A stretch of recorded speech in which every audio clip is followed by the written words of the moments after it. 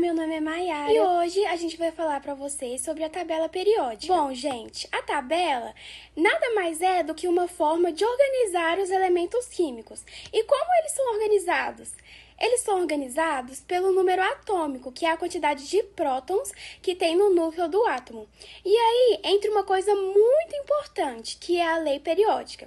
Ela diz que as propriedades dos elementos, tanto físicas quanto químicas, vão se repetindo ao longo da tabela. Mas isso não surgiu do nada, tá?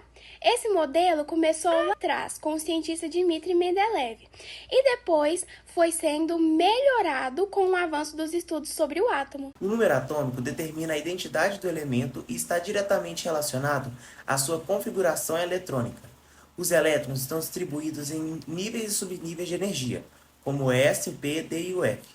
Essa distribuição eletrônica é fundamental para entender a posição do elemento na tabela e as suas propriedades químicas.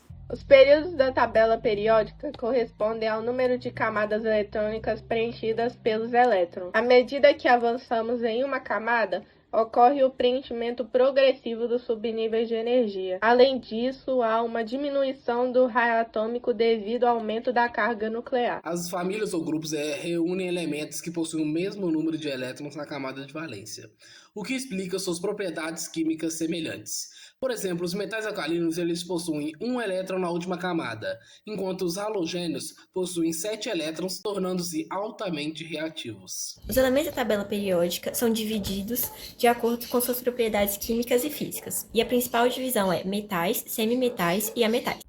Os metais apresentam brilho característico, alta condutividade elétrica e térmica, além de serem maleáveis e dúcteis. Diferente dos metais, os ametais possuem baixa condutividade elétrica e térmica, além de não apresentarem brilho metálico. Em ligações químicas, eles tendem a ganhar elétrons formando ânions e constantemente fazendo ligações covalentes. Já os semimetais, também chamados de metalóides, apresentam propriedades intermediárias entre metais e ametais, e podem apresentar características de ambos, dependendo da forma em que se encontram. As propriedades periódicas variam de maneira previsível na tabela periódica.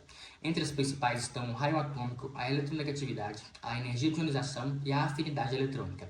Essas principais propriedades estão diretamente ligadas à estrutura eletrônica e à força de atração exercida pelo núcleo sobre os elétrons. O raio atômico representa o tamanho do átomo e varia de acordo com dois fatores principais, o número de camadas eletrônicas e a carga nuclear efetiva.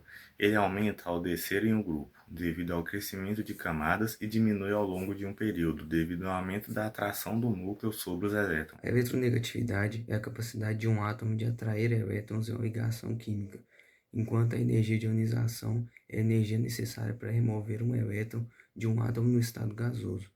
Ambas aumentam da esquerda para a direita e de baixo para cima da tabela, refletindo maior atração nuclear. Vou falar para vocês um pouco sobre os gases nobres. E por eles serem considerados estáveis pelo fato de terem 8 elétrons na última camada de valência, eles são considerados também pouco reativos. Em resumo, a tabela periódica serve para entender e prever o comportamento dos elementos químicos. E no caso dos gases nobres, sua posição mostra a estabilidade e a rara formação de ligações químicas.